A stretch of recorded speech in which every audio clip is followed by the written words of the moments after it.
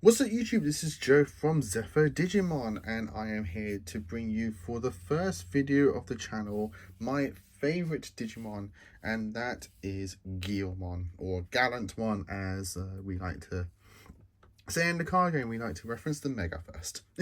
So again, as I said, this is my first video here on the brand new channel, and I thought what better way to start the channel with my profile of my favorite Digimon, which is Gallantmon. I'm a huge fan of Digimon Tamers Season 3, the third season of the overall Digimon franchise, and Gallantmon, I just fell in love with the boy. So I'm here to bring you the profile I currently have built for Gallantmon until we get BT 2.5, which will give us the rest of the Gallantmon support, including our first level 5 ace, Warground ace. I can't wait to update this deck with that support. So if you like this content and you would like to see more, please hit subscribe and ding that notification bell and the like button, and so you don't miss out on any more future Digimon content. As I said, this is the first video of the channel, so just to you know, we will be having all your standard video YouTube content, TCG videos. I'm repeating all the words.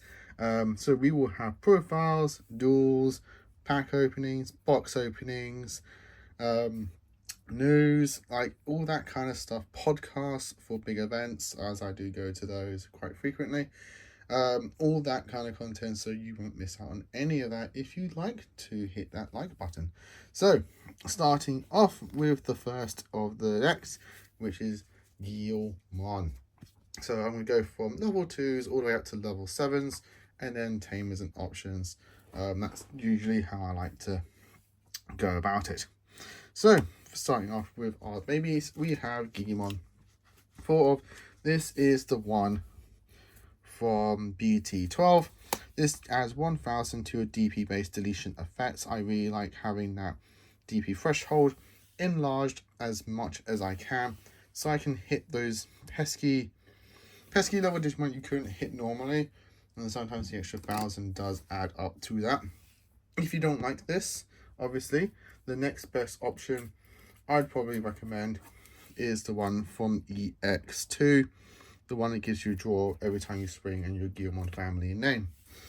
So that would be my other best option. For the level 3s, we have firstly our EX2 Gallantmon at 4 copies. This is your searcher. This searches you anything in the Gallantmon family that isn't Gallantmon himself, as well as a Takato. Very, very important. And when attacking, being able to delete something with 3000 or less does help remove those rookies, so your megas can start hitting the more important things. I also play 4 copies of the Warp Gallantmon from the starter deck. This, as I said, lets you warp all the way up to a Gallantmon so long as your opponent has a level 6 or higher Digimon in play. When he first came out, that kind of didn't happen too much. You didn't get to use that, use that as much, but nowadays the game has improved and the game has sped up, so you do get to actually hit the threshold for your opponent quite frequently. So I like to have this at 4 copies, so I'll always be able to warp and not have to use my Takato to do that. But also the inherent is also very good for the consistency, giving me a draw 1 every time I delete something. We have 2 copies of the BT 17 Gallantmon. I'm not mostly using this for the main effect of your turn once per turn if you play a Takato or a Gallantmon gain of memory. I'm mostly using this for the inherent of adding 2000 to my DP based deletion effects if I have 0 or less memory. Bear in mind, for new players out there, this does mean that if your opponent has the memory, if you digivolve up and then your memory passes on to your opponent, you technically do have less than 0 memory. So you will get that plus 2000 DP based deletion effects, as turn doesn't pass over until all effects are resolved. And lastly, we played 2 copies of the Rush Gallantmon. This is to help close out games, being able to bring this back with a Wargroundmon and then just quickly spring 4 Rush for game. Very, very important, very, very handy at 2 copies. You can also I've also just managed to play out my turn till I have free memory, and if I just need that last swing, I just, on play this Gallantmon and got that swing for game. That's it for rookies. We have 12 rookies. Little standard ratio there for your rookies. For champions, we're playing for the best one currently, which is Black Gallantmon. On Digivolve, both players trash 2 cards, and then you can add any of the Gallantmon family to your hand. Very, very important card in the deck. Essentially gives you more searching, along with your EX2 Gallantmon, as you're milling, and then you're adding it back. So you're essentially searching your deck. On deletion, essentially does the same thing, getting back any of your Gallantmon family to hand. So you get your combo pieces back once your stack has been deleted, so you can build up again. I'm playing 2 copies of the BT17 Gallantmon. On Digivolve, delete something 4,000 or less. If you don't, you get plus 3,000 DP, so you get a win either way. And the inheritable is the same as the Gallantmon, plus 2,000 to your DP based solutions if you're 0 or less memory.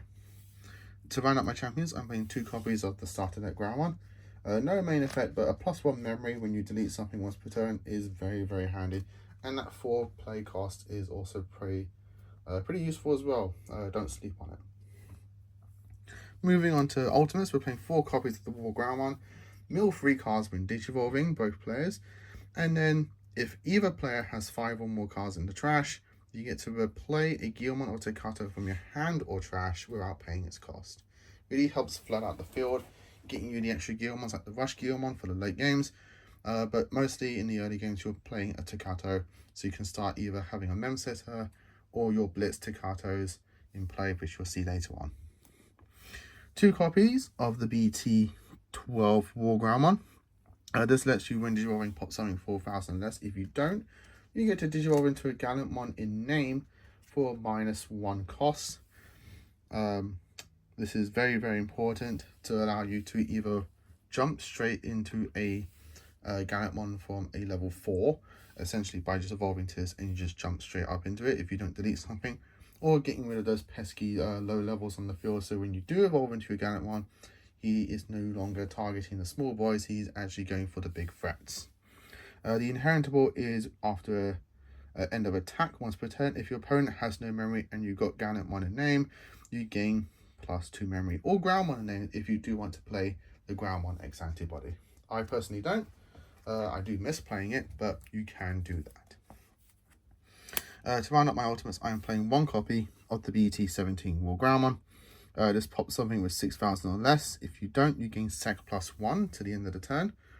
The inheritable is if you delete something all turns once per turn, you get to unsuspend if you're Gallantmon in name. Moving on to my level 6s, we're playing 3 copies of the BT17 Gallantmon. I'm really, really liking this one.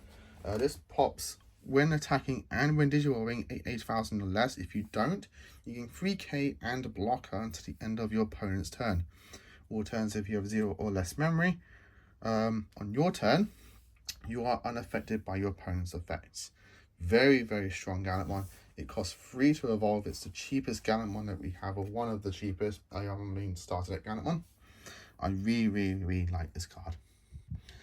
Playing 2 copies of the BT12 13 Gallantmon. So this is the rush one that can reduce its play cost for every 5 cards in both players' trashes. You reduce its play cost by 2. And on play, when attacking and when digivolving, pop something with 6,000 or less. If you don't, pop something with 13k or more. Bear in mind, for your DP based buff effects, it only buffs to 6,000 because that is the technical maximum number that its effect can hit, as it's 6,000 or less. The others 13k or more. 13k isn't the maximum, it's the technical lowest that it can reach. So do bear that in mind again for your new players. 1 copy of the BT12 Gallantmon. This has raid, so when it swings, you can switch your attack target to the highest unsuspended Digimon your opponent has. When digivolving, pop something 6,000 or less. When attacking, pop something 6,000 or less. If you don't, you trash your opponent's top security card. This helps you close out games and remove pesky threats with the raid. 1 copy of Gallantmon X Antibody. When digivolving, pop something on your opponent's field with the lowest DP. If you don't, you get to unsuspend. And if you have Gallantmon or X antibody in your sources, your turn once per turn. If something's deleted, you trash your opponent's top security card. Rounding up the Digimon with our level 7s, I'm only playing 3 copies of Gallantmon Crimson Mode Ace. I'm not playing the EX2 yet at the moment. I think the Ace currently is just fitting my current playstyle. I like to have a low cost, hard drop, essentially nuke option, as this can on play and when evolving pop something with 15 your opponent's field with 15k or less. So you can choose any amount of your opponent's Digimon, as long as they total up to 15k or less, you can then delete them. This really helps me in tight spots when I just want to quickly pass my opponent off memory and just remove something quickly. If this lives the turn, then I'm going to get value off it next turn.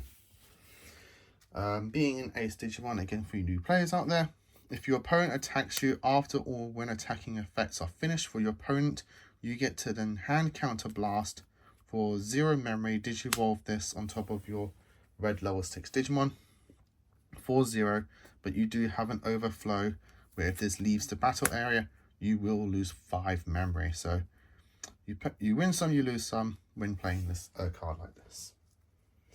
Moving on to my tamers, I'm playing 4 copies of the EX2 Takato. This gives you your Growlmons and Gallantmons when digivolving Blitz, not once per turn. And your turn, once per turn, if something is deleted, you can suspend this tamer to gain 1 memory. We're playing 2 copies of the BT17 Takato. This lets you, at start of main, if you have a Gallantmon family name, gain 1 memory. And your turn, at the end of your turn, you can what we call biomerge in the franchise, where you take a Gallantmon on field, you slap the Takato and a Growlmon and a War Growlmon, Takato from your field, the Growlmons from your trash, underneath your Gallantmon, and you can warp to Gallantmon for no cost. This is very, very powerful tamer. There's times I kind of really want to play 3 of this, because having the end of turn makes it very, very flexible with your plays, as opposed to this one, the BT12, which, yes, he's a mem setter, but it's a main effect, and you have to pay cost for your Digivolve. So you've got the flexibilities of both, having them both in the deck. Currently, I'm liking the 2-1 split. But again, as I said, I have been tempted to just drop the mem setter completely and just play 3 copies of this Takato. The warp is very, very strong. I could also just drop maybe 1 EX2 Takato and play 3-3-1. But right now, this is working well for me. You really do need to see the blitz. Moving on to the options to round up the deck, we're playing just a simple 4 copies of Offense Training. 2 memory, you get to look at top cards of your deck, 2 cards, and then you can add any red card to a hand. The rest goes to the bottom, the other card goes to the bottom of your deck, and then it comes to the battle area, and then on your main delay, you can trash this to reduce your evolution of a red Digimon by 2. Really helps you speed up your Evo climbs and search everything in your deck. To round up, I'm taking 1 copy of Crimson Savior. This is kind of the flex spot. You can play just like a mirrored memory boost or just like another nuke option or bump up one of your Digimon slots. But I'm quite liking the utility of Crimson Savior.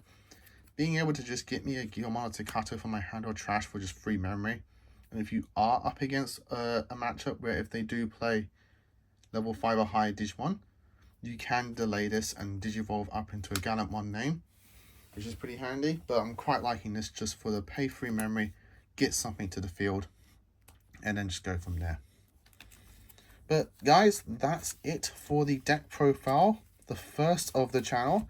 This is my Gallantmon deck. I will be bringing you BT 2.0 content.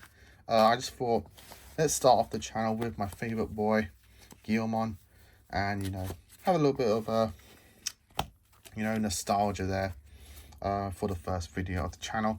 So I hope you like this. If you did, leave a comment, comment, and subscribe as always. But yes, the comments are very much appreciated. I like to see how you guys and girls make your own Gallantmon profiles.